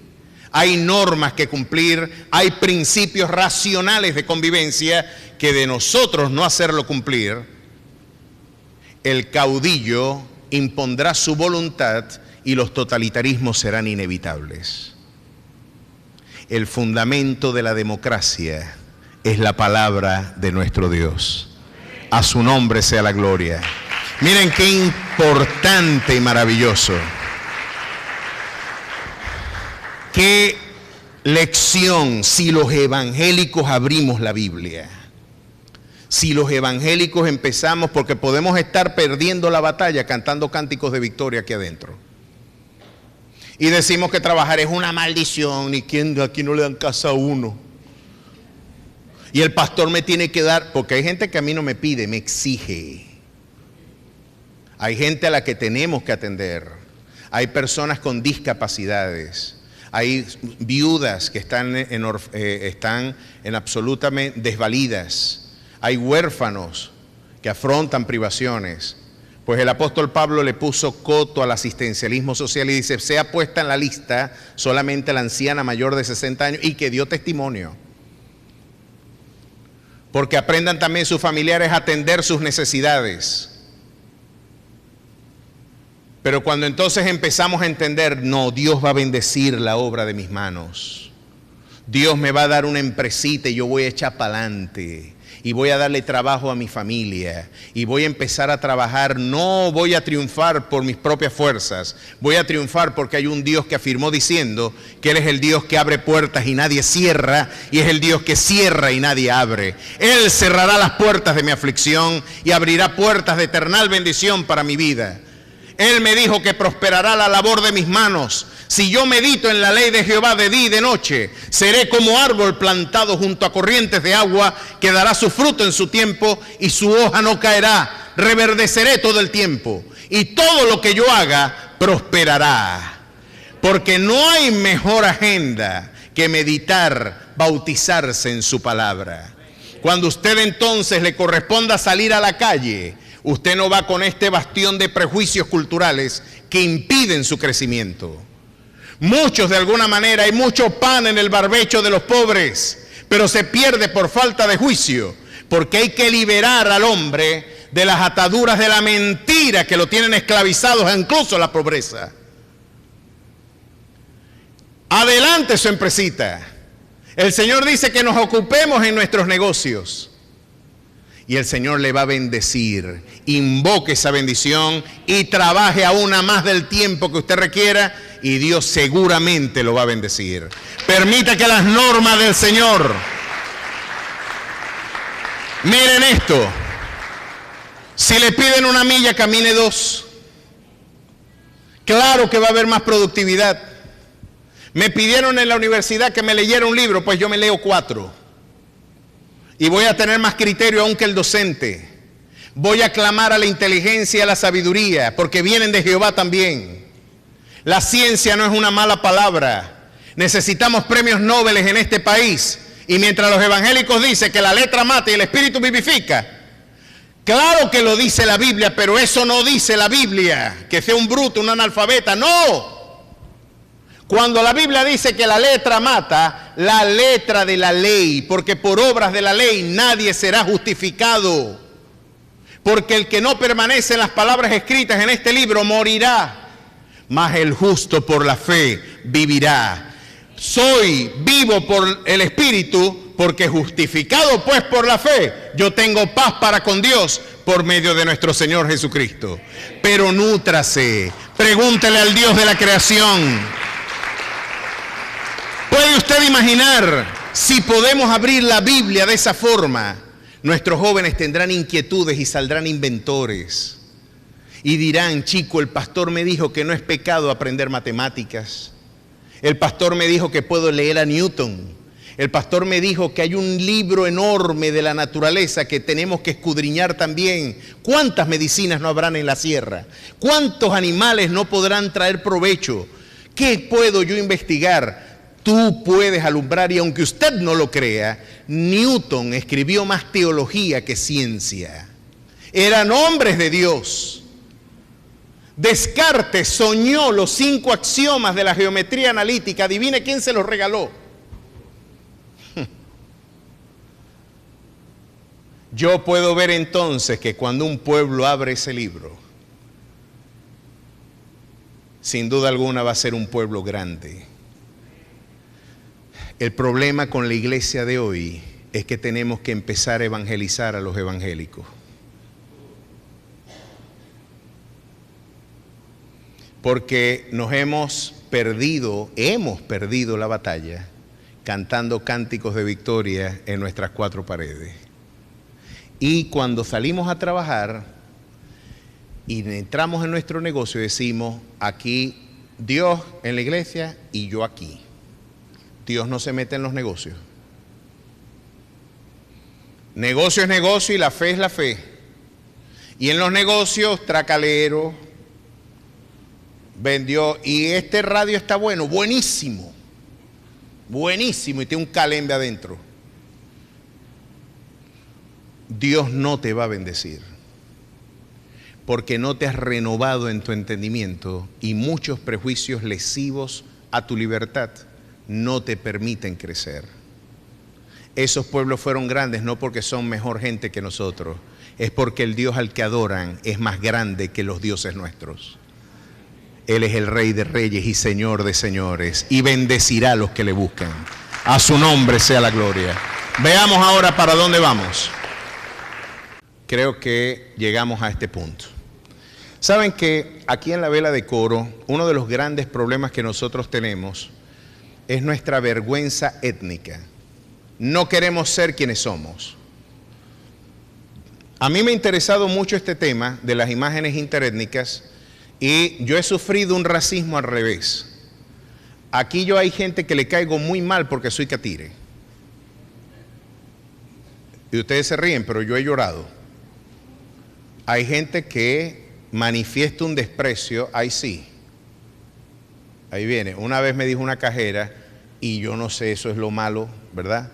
Me dijo, hermano Ale se ríe porque ya lo hemos hablado en otras ocasiones, y me dice de alguna manera, es que usted se ve que es cifrino y bastante, de los bravos. Debe ser de estos elitescos que hedionditos así que andan. Entonces vengo yo y le digo, pero ¿cuál es el delito? Es decir, ¿es malo ser caucásico? Yo no elegí a mi abuela, ¿verdad? Era de origen americano, era gringa, su papá pues. Y por ahí viene la cosa. Es un delito, y por parte de madres judíos. Es un delito tener otro antecedente étnico. ¿Qué pasa aquí? ¿Por qué nos miramos así? ¿Por qué le dices negra? ¿Por qué te parece despectivo llamar negro a alguien? ¿Por qué parece que hay gente que siente vergüenza por su identidad indígena, latinoamericana, afrodescendiente? Esto tiene una razón de ser, y tiene que ver por la razón por la que esto sucedió. Fue porque la iglesia no abrió la Biblia en la Edad Media. La Biblia no fue abierta, y algunos caudillos religiosos y políticos impusieron su dogma como norma de fe y de conducta de las naciones. El tema fue que Aristóteles dijo esto. En el libro La Política, Aristóteles le enseñó a Alejandro Magno, le enseñó algunas cosas. Él dijo, los pueblos poderosos, en este caso el mundo griego, el mundo greco-macedónico, es el pueblo más excelso de la historia. Todos los pueblos que no hablan nuestra lengua son inferiores.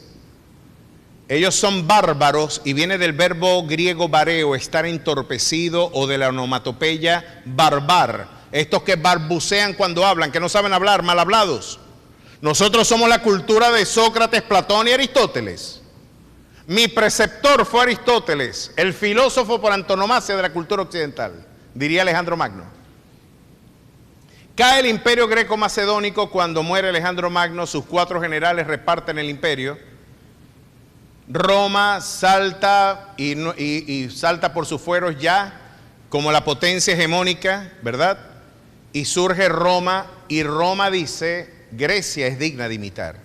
A pesar de que políticamente nosotros tenemos una mejor organización, tenemos la república, nosotros podemos copiar gran parte de sus valores culturales. Y Aristóteles se convirtió poco menos que en una divinidad. Platón ni se diga, el de mayor influencia fue Platón hasta la segunda mitad de la Edad Media. Pero lo importante de esto es que ellos hicieron de los griegos la bandera de la cultura. Si ellos decían que nosotros éramos los bárbaros, ahora los que no son romanos son los bárbaros. Y cuando el imperio romano se hizo sacro imperio romano, ahora son también los infieles. Los que no tienen nuestra fe son bárbaros. Son inferiores, no tienen nuestras destrezas, no tienen nuestra estirpe. Y se instituyó, después que se conocen las colonias, la pregunta: ¿serán los negros y los indígenas americanos personas? ¿Son personas esas personas que nos encontramos desnudas en las costas de América? Los caribes, por ejemplo. Ustedes ven algunos informes de la leyenda negra americana. Ustedes ven que ellos tenían relaciones sexuales a la vista de la gente, ejercían el canibalismo, y algunos decían: estos no son personas, son animales con forma de hombre. Ustedes ven, por ejemplo, que los aztecas y los mayas bañaban sus pirámides de sangre de sacrificios de otras comunidades de la periferia. Ustedes han visto Apocalipso, de Mel Gibson. Ahí ustedes van a ver la sangrienta condición a la que los aztecas y los nahuas de alguna manera habían sujetado a los pueblos de la periferia de Latinoamérica. Les abrían el corazón y todavía latiendo se lo ofrecían a los dioses. Hacían sacrificios. Hay relatos donde se habla de que hubieron más de 3.000 sacrificios en un día de personas. 3.000. Dicen los historiadores que se bañaba de sangre. Esas pirámides monumentales corrían ríos de sangre de los sacrificios que se adelantaban. Lo cierto es que cuando llegan acá se preguntan: ¿son los negros y los indígenas personas? Juan Ginés de Sepúlveda en el Perú dijo: no son personas, son monos con rabo. Y Jefferson en los Estados Unidos llegó a decir que los negros eran talking monkey. Recuerdo que de alguna manera esta afirmación podría interpretarse como elitesca, o sea que todos los hombres son iguales menos los negros. Sucede que dentro de nuestra América los negros vinieron a suplir la fuerza de trabajo porque ya nos habían enseñado en la iglesia que el trabajo era una maldición. Como el trabajo es una maldición, hay que darle eso a la gente indigna. ¿Y qué más indigno que una persona que es un casi hombre? Los indígenas, vamos a ponerles cargas, pero eran débiles y se resistían al trabajo impuesto. Parece que había mayor docilidad en las comunidades afrodescendientes.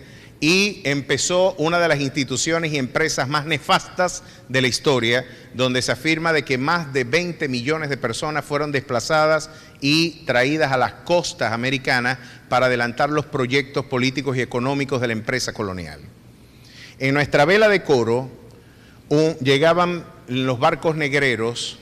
Eran barcos, imagínense esta nave, literas con más o menos unas 10 o 15 puestos, literas donde las personas las amarraban acostadas por un periodo de 3 meses, les tiraban la comida en la boca, muchos de ellos morían asfixiados porque les tiraban la comida, el arroz, la pasta que les tiraran en la boca, y la gente tenía que aprender a comer acostada. El que estaba arriba defecaba y el que estaba abajo recibía la defecación y las heces, los orines. Imagínense el que estaba de último mundo. Los traían como traen a los animales. Siempre se moría el 30% de la embarcación, y según el testimonio de Eloá Elquiano, siempre había una estela de tiburones persiguiendo el barco de negros, porque tenían que arrojar los cadáveres que morían de cólera, de disentería y de distintas afecciones gástricas y virales. Imagínense la falta, la precaria condición, salir. Muchos de ellos decían, tengo testimonios, porque este fue un trabajo que yo adelanté para la Universidad del Zulia, ganamos mención publicación en aquella ocasión, y una de las cosas que a mí más me impactó fue el maltrato psicológico que sufrieron las comunidades, porque los negros decían, pero para donde ustedes nos llevan hay piso, porque como veían los barcos, los sacaban del África Central y los ponían en las costas, nunca habían visto el mar, y cuando los metían en el barco entraban en pánico porque decían, ¿para dónde nos llevan? Es un lugar donde podemos pisar, porque nos llevan a un lugar donde solo hay agua. Y cuando llegaban acá, el olor nauseabundo de muerte llegaba a 5 kilómetros antes de llegar la embarcación a la costa. Y la gente decía, ese es un barco negrero por el olor que traía. Mis queridos hermanos, esto pasó en Coro hace muy poquito tiempo, en el siglo XIX, y cuando usted explora en nuestro archivo histórico, acá mismo en la calle Comercio, usted puede ver los apellidos de nosotros allí. Los grandes apellidos de esta ciudad vendiendo y traficando esclavos. Miren lo que pasó en la vela de Coro. Llegaba una pareja del Congo y el hacendado de la sierra diría, a mí me interesa nada más el tipo, pero ellos son esposos, no me importa. Allá yo tengo otras negras que él va a poder embarazar para sacar otras crías. Y ella, bueno, allá yo tengo otro que puede servir de padrote para sacar. Es más, el que tengo allá es más alto que su esposo y me van a dar otros muchachos más grandes. Como si fuera un ganado. Esta vergüenza histórica es una vergüenza histórica. Y usted, como le dije hace un rato, me vio catirito, pero en mis genes llevo también sangre negra. Y esto claro que me afectó al entender de que cómo pudo llegar este nivel de maltrato a la condición de un hombre. ¿Y sabe cuánto costaba un negro de 13 años? Un negrito lo llamaban muleque. Ese negrito costaba el precio de un pollino. Y el que compraba el negrito a veces decía, chico, yo salí fregado, más vale me hubiera comprado mi pollino. ¿Puede usted imaginar la ignominia, la vergüenza? Les abrían los vientres a las mujeres embarazadas para por lo menos salvar la criatura, porque decían, no, yo si no lo puede parir, de alguna manera no puedo perder el hecho de que tenga un hijo porque es una pieza de trabajo. Así se deshumaniza el hombre cuando no escucha a Dios. ¿Se dan cuenta por qué muchos no queremos ser quienes somos? Porque tenemos una sedimentación histórica de maltrato, producto de nuestras imágenes no interétnicas, producto de la ausencia de la palabra de Dios en nuestras vidas. Ahora, ¿cómo sanamos este deterioro histórico? ¿Cómo podemos solventar esta crisis cultural? ¿Cómo podemos generar una convivencia política donde todos podamos vivir de manera coherente? Bueno, vamos a acompañarnos un momentito y acompáñeme a la epístola a los Gálatas y usted se va a dar cuenta cuando un pueblo abre la Biblia, las cosas que pueden suceder en ella. ¿Qué puede hacer el Señor con nuestra historia? ¿Qué puede hacer el Señor con nuestra vergüenza heredada? ¿Qué puede hacer Dios con todo esto que nosotros, de alguna manera, tristemente cargamos en los pesos de nuestros hombros de nuestra historia? Miren lo que dice el Señor. ¿Sabes por qué tú convertiste a hombres en esclavos? Y déjeme decirle que los primeros esclavos que tuvo Venezuela no fueron negros, fueron blancos. También la esclavitud tocó la puerta de los hombres blancos. Los ingleses que después oprimieron a las comunidades afrodescendientes eran los esclavos de los romanos. Y los egipcios eran negros y habían esclavizado blancos por milenios. Así que esta realidad cultural ha tocado a cada comunidad en cada momento, la ignominia, el atropello, la indignidad. ¿Por qué a la mujer le tenemos que pagar menos en un trabajo haciendo el mismo trabajo, vale? ¿Por qué la mujer tiene menor valor? ¿Y por qué se le decía, por ejemplo, en una carta que le escribió un soldado romano a su mujer, Hilarión, lamento no haberla traído acá, decía: mi amada esposa, te extraño con todo mi corazón, sé que estás esperando un bebé, yo procuraré enviarte los enseres que te hagan falta, si es un varón, presérvalo con vida, pero si es una niña, mátala. Tú me has dicho que no te olvide, ¿cómo he de olvidarte si yo te amo tanto? Quien te ama eternamente, Hilarión. Este tipo era un buen hombre, llevaba la comida a la casa, le escribía cartas románticas a su esposa, pero decía que si le nacía una hembra se la mataran. ¿Por qué se atropellaba a la mujer de esa manera? Porque no se habían leído este verso bíblico. Ya no hay judío ni griego, no hay esclavo ni libre, no hay varón ni mujer, porque todos vosotros sois uno en Cristo Jesús. No habían leído de que Dios hizo al hombre a su imagen y semejanza, y cualquier atropello a la condición de un hombre se constituye en una blasfemia en contra de Dios. El problema de los pueblos que no abren la Biblia es que el paganismo como su alternativa siempre tendrá implicaciones totalitarias. Siempre se enajenará la libertad, siempre se privará al hombre de la libertad. Pero Jesús vino a la historia y le interrumpió y murió en la cruz y resucitó y hizo del negro, del blanco, del rojo, del amarillo, de la mujer, del hombre, los unió, hizo una iglesia y dijo: todos vosotros sois uno en Cristo Jesús. Ya no hay varón ni mujer, no hay siervo ni libre, no hay esclavo ni liberto, ustedes son uno y tienen la misma igualdad en términos de dignidad, porque todos traducen la imagen y la semejanza del Creador. Pobre del pueblo que no escuchó esa voz. Washington, antes de morir, dijo: tiemblo por mi nación, porque sé que adoramos a un Dios justo. Unas pocas décadas después, Estados Unidos se metió en la peor guerra que ha sufrido su historia. Abraham Lincoln, quizás uno de los más brillantes estadistas que ha tenido el mundo, le correspondió luchar por la libertad de los esclavos y por la unión de la Confederación de los Estados Unidos. Pero Washington anticipó: como hay un Dios justo, esta nación va a sufrir por lo que ha hecho. Tiemblo por mi nación porque yo sé que hay un Dios justo. Pues esa guerra le ha costado más vidas y le costó mayor, por luces, mucho más, incluso que la Segunda Guerra Mundial. El costo de la guerra civil norteamericana tuvo implicaciones mucho más profundas que todas las guerras en las que los Estados Unidos se vio involucrada, producto de no ser coherente con los principios del Dios al que afirmó: en Él confiamos.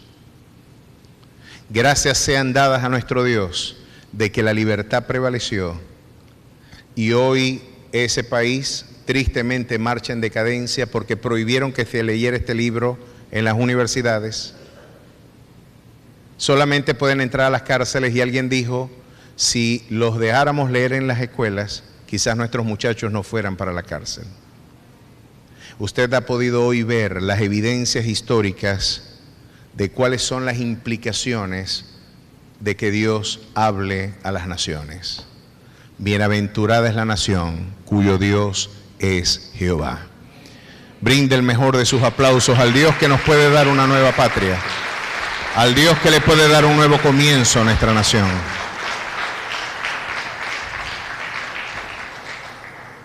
¿Y cómo creerán si nadie les predica? ¿Y cómo tendremos una nación de libertades si no ha resplandecido la libertad auténtica? Porque si elijo os libertares, seréis verdaderamente libres y conoceréis la verdad, y la verdad os hará libres. ¿Saben cuál es el precio de la libertad, mi querido hermano, después de conseguirla?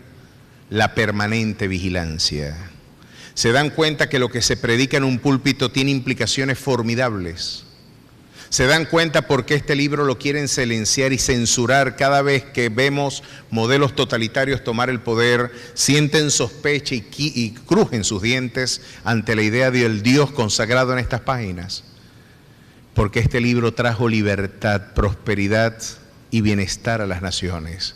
No solamente hemos sido salvos, hemos experimentado formidables bendiciones, porque el Dios de estas páginas sea el Dios de nuestras vidas.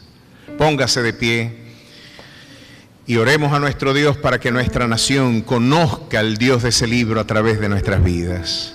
¿Cuántos van a llevar una visión distinta del trabajo a sus empresas? ¿Cuántos van a llevar una visión distinta de la primacía de la ley a la sociedad? ¿Cuántos van a decir, por encima de mí hay un Dios que preside las naciones y su palabra y su testimonio está por encima de mi voluntad? ¿Cuántos van a decir que debemos amar la ciencia y la educación? ¿Cuántos van a decir que todos somos iguales gracias a lo que este libro nos enseñó? Hemos sufrido mucho por no escuchar la voz de nuestro Dios. Hemos maltratado a nuestra gente y nuestros pueblos han sufrido porque este libro no se ha abierto. Léala, bautícese, llénese de ella, ámela, átela a su corazón.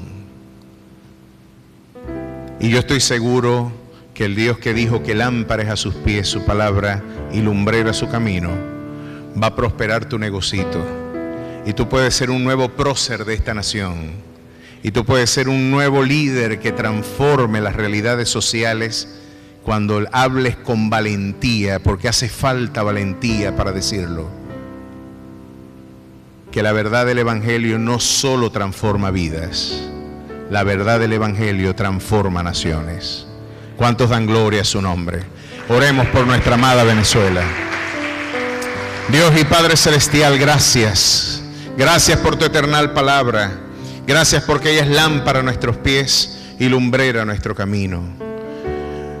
Hoy, anhelantes de ver resplandecer tu gloria en esta nación, anhelantes, más allá, oh Dios, de la prosperidad terrenal, anhelamos tu dulce presencia en nuestras calles, en nuestros barrios, en nuestras comunidades, en los sectores populares y también en las grandes élites, donde quiera que nuestra nación, oh Dios, se encuentre, donde quiera que un venezolano se encuentre, nosotros como iglesia tengamos el valor, la responsabilidad y la valentía de proclamarte, de decirle al hombre de que tu palabra es lámpara a nuestros pies y lumbrera a nuestro camino, de que fuera de ti nada podemos hacer. Bendice a nuestra amada Venezuela, bendice nuestras instituciones, bendice a nuestros líderes, bendice a nuestros maestros, bendice a nuestras universidades, bendice nuestras calles, bendice a nuestra gente, bendice al negro, al blanco, al rojo, al asiático, bendice a cada uno, Dios, de los que hacen vida en este país. Todos ellos llevan la impronta de tu gloria, de tu imagen, oh Dios. Hoy yo ruego de que tu gloriosa gracia repose con virtud, poder y gloria en nuestras vidas y podamos ser auténticos embajadores de tu reino. En tu nombre damos gracias y en ti esperamos, maravilloso Rey, en Cristo Jesús. Amén y amén. Aplauda fuerte la grandeza de su Dios. Vamos a despedirnos con alegría.